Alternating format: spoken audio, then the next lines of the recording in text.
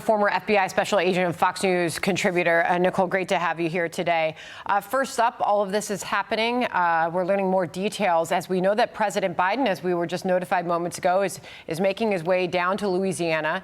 He's going to be meeting with some of the families of the victims. What this means for this moment, as that community has suffered such absolute tragedy, Nicole.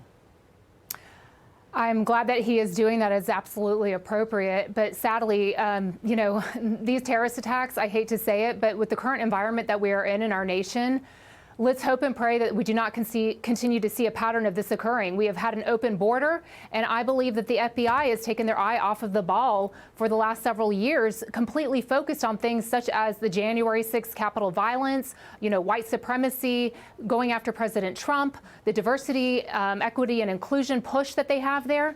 And it is now the time for the FBI to put all resources and efforts possible back into the foreign terrorist organization groups.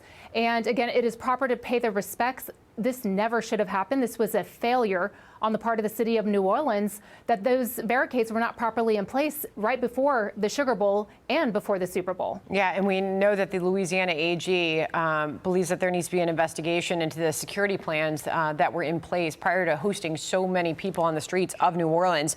This is Louisiana Senator Bill Cassidy on his concern about the police chief not knowing about those barriers in the first place. Listen. There has to be leadership at the top. And if the leadership failed, as you describe it, then absolutely there has to be consequences. Period. End of story. Now, I think we're going to have a kind of complete review of everything from top to bottom. And if that's the way it ends up shaking out completely, she should be replaced. And what do you believe that will ultimately reveal, Nicole? Well, again, there definitely will be an after-action review on multiple levels, but I think I would like to know who was the contractor hired to fix those barricades, what happened to them, what were they doing, what happened to the money the funding that was given to prepare the city for the bowl games, and specifically the Super Bowl. But again, going back to what truly matters, even with the FBI, I mean, multiple law enforcement agencies made mistakes on this. I know that the FBI, the initial ASAC, Alethea Duncan, came in and said definitively this is not a terrorist attack. Clearly, it was a terrorist attack. Either it's the FBI trying to be politically correct and say it's not a terrorist attack, or it's gross incompetence. Neither one is acceptable, and people do need to be held accountable. There needs to be real leadership at the top, from the FBI all the way down to what happened in New Orleans. Again, those are two different levels. You're talking about a local level and a federal level, but I do believe that this tragedy exposed many failures on both levels. Yeah, as all of us were here in the early hours covering this, the communications that were coming out were at times misleading, at times confusing, and it did seem that there was a lack of leadership to take the American people through what exactly was happening and what did happen on the streets there. This is how columnist David Marcus summed up the distrust of the FBI earlier on Fox and Friends. Listen here.